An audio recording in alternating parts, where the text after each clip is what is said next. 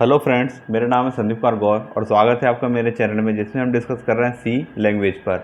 इससे पहले वाली वीडियोस में हमने अरिथमेटिक ऑपरेटर पर डिस्कस किया था और साथ ही साथ कुछ प्रोग्राम्स हमने देखे थे। आज के वीडियो में हम देखने वाले हैं असाइनमेंट ऑपरेटर क्या होता है। दोस्तों, वैसे तो ये बहुत छोटा सा टॉपिक है और बहुत ही सिंपल टॉपिक है कि असाइनमेंट ऑपरेटर क्या होता है, लेकिन कुछ स्टूडेंट इसमें बहुत ज़्यादा कन्फ्यूज़ होते हैं और बहुत ज़्यादा गलतियाँ भी करते हैं। असाइनमेंट ऑपरेटर का यूज़ क्या होता है? Assignment operators are use to assign the result of an expression to a variable. देखिए, बहुत ही सिंपल सी डेफिनेशन है कि यदि आप किसी भी वेरिएबल को कोई भी वैल्यू या रिजल्ट असाइन करना चाहते हैं तो वहाँ पे जो आप ऑपरेटर यूज़ करते हो वो कौन सा ऑपरेटर होता है? असाइनमेंट ऑपरेटर होता है।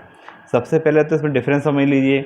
अभी तक हमने इस तरह के दो सिंबल देखे हैं, एक ये देखा है और जब हमने ऑपरेटर टॉपिक पर देखा था, डिस्कस किया था ऑपरेटर क्या क्या होते हैं, कितने प्रकार के होते हैं, तो उसमें हमने रिलेशनल ऑपरेटर में ये वाला सिंबल देखा था। तो ये जो सिंबल होता है ये इक्वल टू का सिंबल होता है, जिसका यूज़ हम कंपैरिजन के लिए करते हैं, इक्वलिटी चेक करने के लिए करते हैं, ठीक है। और ये जो ऑपरेटर होता है ये होता है हमारा असाइनमेंट ऑपरेटर। लेकिन स्टूडेंट इसमें कंफ्यूज हो जाते हैं, कई बार इसको असाइनमेंट ऑपरेटर समझ जाते हैं और इसको इक्वल ऑपरेटर लिख देते हैं, ठीक है। तो सी लैंग्वेज में आपको कंफ्यूज नहीं होना है। जो सिंगल टाइम आप इस तरह का ऑपरेटर यूज़ करोगे, ये कौन सा ऑपरेटर है? असाइनमेंट ऑपरेटर है, और ये वेरिएबल में वैल्यू को या रिजल्ट को असाइन करने के लिए यूज़ किया जाएगा। और यदि आप इस तरह के सिंबल को डबल टाइम यूज़ करते हो तब उसको क्या बोला जाता है? इक्वल ऑपरेटर बोला जाता है। इसका यूज़ इक्वलिटी को चेक करने के लिए किया जाएगा और ये रिलेशनल ऑपरेटर में आता है, ठीक है। तो आज हम किस पे डिस्कस करेंगे? इस वाले ऑपरेटर पे डिस्कस करेंगे। इसका जो सिंटैक्स होता है इसको आप तीन प्रकार से यूज़ कर सकते हो। सबसे पहले तो ये है कि लेफ्ट हैंड साइड में हमेशा क्या आएगा? वेरिएबल आएगा। लेफ्ट हैंड साइड में क्या आता है? हमेशा वेरिएबल आता है। तो पहला केस इसका ये है कि लेफ्ट हैंड साइड में आपने क्या लिखा है? वेरिएबल लिखा है। फिर आपका असाइनमेंट ऑपरेटर आएगा और राइट हैंड साइड में भी क्या आ सकता है? कोई वेरिएबल आ सकता है। ये पहला केस है। सेकंड केस आप क्या यूज़ कर सकते हो कि लेफ्ट हैंड साइड में वेरिएबल हो और राइट हैंड साइड में कोई एक्सप्रेशन हो, ठीक है। और थर्ड केस आप क्या यूज़ कर सकते हो कि लेफ्ट हैंड साइड में वेरिएबल हो और राइट हैंड साइड में कोई वैल्यू हो। इन तीन में से कोई भी एक फॉर्मेट आपके प्रोग्रामिंग में यूज़ हो सकता है। यहाँ पर आप ध्यान दीजिए, तो लेफ्ट हैंड साइड में हमेशा क्या रहेगा? कोई वेरिएबल ही रहेगा। मीन्स लेफ्ट हैंड साइड में कोई आपके पास चेंजेस नहीं है। लेफ्ट हैंड साइड में हमेशा क्या रहेगा? कोई वेरिएबल ही रहेगा और इस वेरिएबल में आप वैल्यू असाइन कर सकते हो। तो वैल्यू कहाँ से असाइन हो सकती है? या तो आप डायरेक्ट वैल्यू इसमें असाइन करोगे, या कोई वेरिएबल के पास वैल्यू है वह आप असाइन करोगे, या फिर कोई एक्सप्रेशन है वो उसको सॉल्व करने के बाद जो भी रिजल्ट आएगा वो आप इसमें असाइन करोगे। एग्जाम्पल, मान लीजिए आपके पास कोई वेरिएबल है इंटीजर ए, ठीक है। ए आपके पास कोई वेरिएबल है और आप इसमें कोई वैल्यू असाइन करना चाहते हो। तो एक केस तो क्या है कि आप इस तरह लिख रहे हो, ठीक। इसका मतलब क्या हुआ कि जो 20 है वो कहाँ असाइन हो रहा है? ए में असाइन हो रहा है। तो ये 20 क्या है? वैल्यू है, और वैल्यू कहाँ जा रही है? वेरिएबल में जा रही है, ठीक है। पहला केस आपका ये हो गया। और केस क्या हो सकता है? जैसे मान लीजिए आपने लिखा इंटीजर ए बी सी। अब मान लीजिए यहाँ में ए में वैल्यू है 10 और बी में वैल्यू है 20 और सी के लिए आप कुछ इस तरह से लिख रहे हो, ठीक है। तो इसका मतलब क्या हुआ कि यहाँ पे 10 और 20 क्या है? वैल्यू है। 10 कहाँ साइन हो रहा है? ए में। 20 कहाँ साइन हो रहा है? बी में। और अब ए और बी के पास जो वैल्यू आई है 10 और 20, उसका हम क्या कर रहे हैं? एडिशन कर रहे हैं, उसको कहाँ साइन कर रहे हैं? सी में। तो ये चीज़ क्या कहलाएगी? एक्सप्रेशन कहलाएगी। यहाँ पर ये क्या था? वैल्यू है।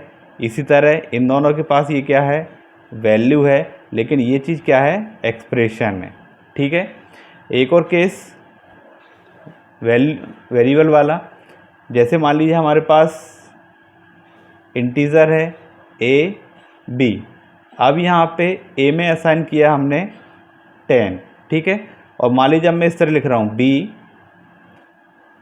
असाइनमेंट ऑपरेटर ए। तो इसका मतलब क्या होगा कि ए वेरिएबल में जो भी वैल्यू होगी अब वो कहाँ चली जाएगी?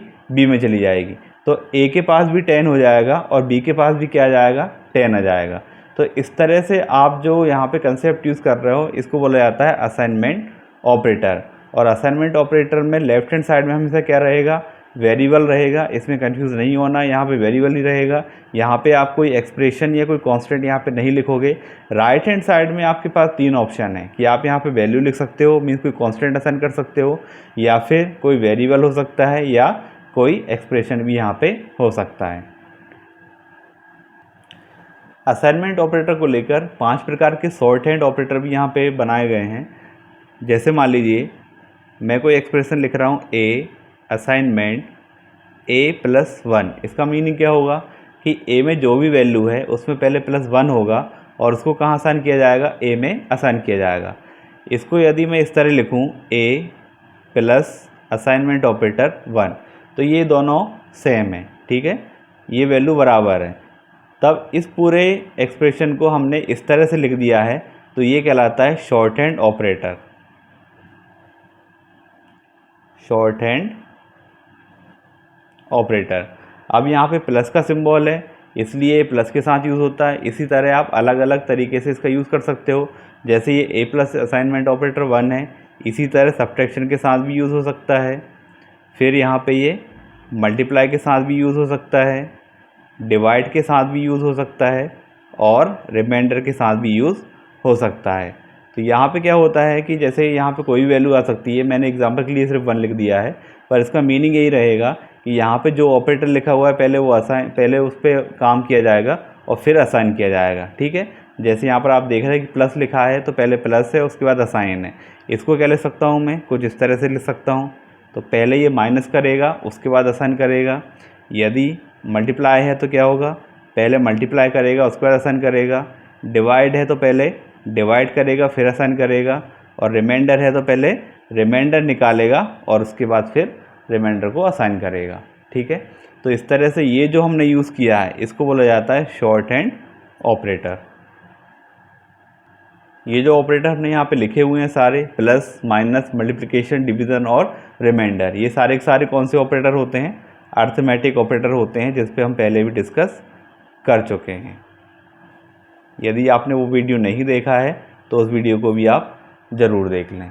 ओके फ्रेंड्स, तो आज की वीडियो में बस इतना ही, जिसमें हमने देखा असाइनमेंट ऑपरेटर। छोटा सा टॉपिक है लेकिन समझाना ज़रूरी है और आप इसको समझ लें अच्छे से, क्योंकि आने वाले जितनी प्रोग्रामिंग होती है, जो प्रोग्रामिंग हम करते हैं, वहाँ पे असाइनमेंट ऑपरेटर का यूज़ ज़रूर किया जाता है। तो दोस्तों, यदि आज का वीडियो पसंद आए तो वीडियो को लाइक करें, शेयर करें और चैनल को सब्सक्राइब करें। Thank you.